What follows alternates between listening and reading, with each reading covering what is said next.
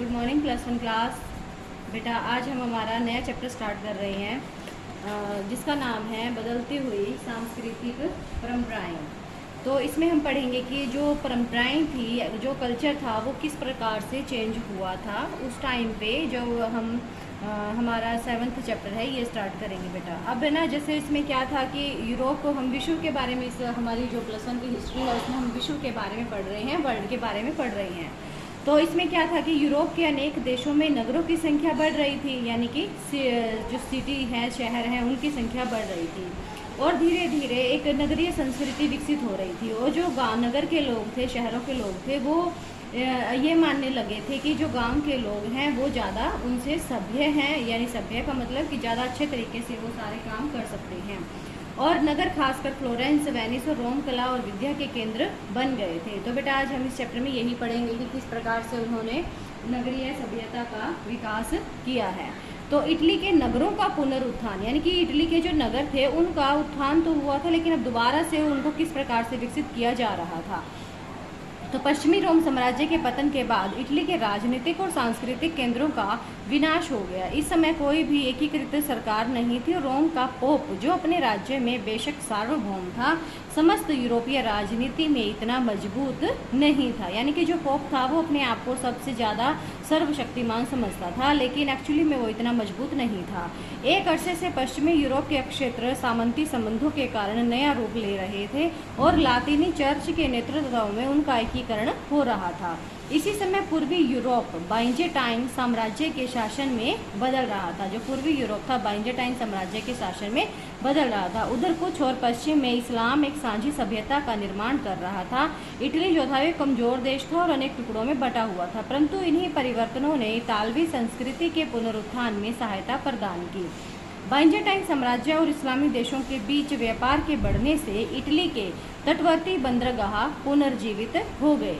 कि यहाँ इस्लामी देशों के बीच व्यापार बढ़ने से, यानी इसमें बाइजेंटाइन साम्राज्य में इनसे इटली के तटवर्ती, यानी कि उसके तटीय जो क्षेत्र थे, जो यानी कि इटली के तटवर्ती क्षेत्र का मतलब क्या है, जो कि जिन समुद्री रास्तों से व्यापार होता था, वहाँ के जो बंदरगाह थे वो फिर से जीवित हो गए, क्योंकि वहाँ से व्यापार होने लगा। 12वीं शताब्दी से जब मंगोलों ने चीन के साथ रेशम मार्ग से व्यापार आरंभ किया, तो इसके कारण पश्चिमी यूरोपीय देशों के व्यापार को बढ़ावा मिला। इसमें इटली के नगरों ने मुख्य भूमिका निभाई। अब वे अपने को एक शक्तिशाली साम्राज्य के अंग के रूप में ही नहीं देखते थे, बल्कि स्वतंत्र नगर राज्यों का एक समूह मानते थे। नगरों में फ्लोरेंस और वेनिस गणराज्य थे और कई अन्य दरबारी नगर थे जिनका शासन राजकुमार चलाते थे। इनमें सर्वाधिक जीवंत शहरों में पहला वेनिस और दूसरा जिनेवा था।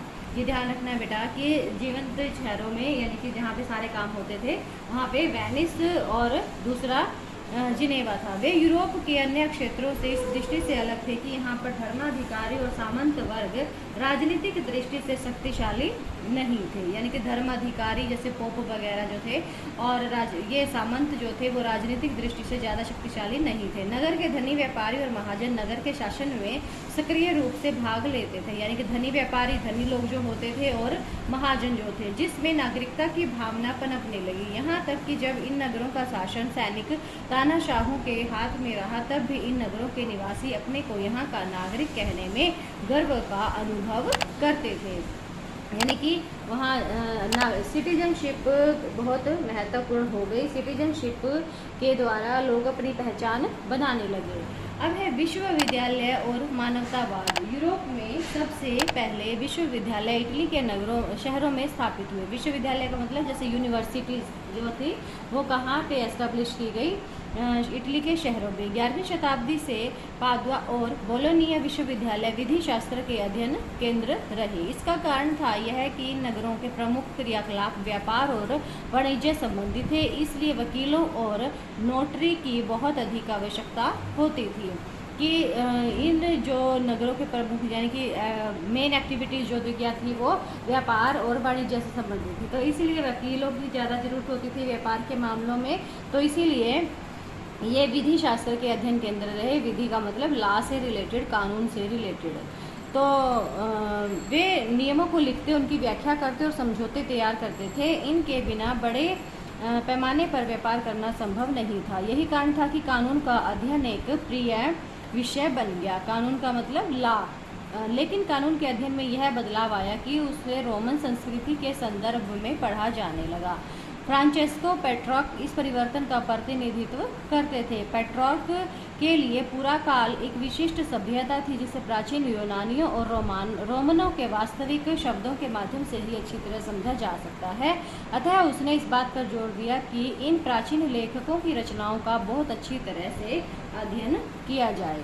इस शिक्षा कार्यक्रम में यह अंतर्निहित था कि बहुत कुछ जानना बाकी है और यह सब हम केवल धार्मिक शिक्षण से नहीं सीखते। इसी नई संस्कृति को 19वीं शताब्दी के इतिहासकारों ने मानवतावाद का नाम दिया।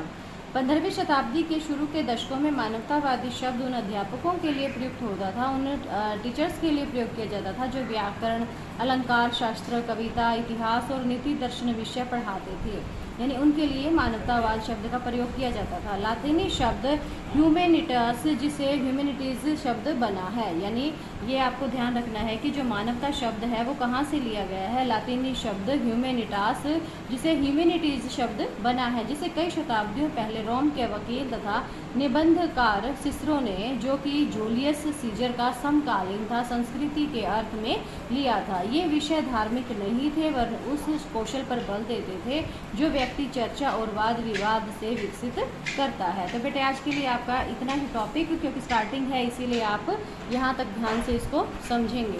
ठीक है, थैंक यू।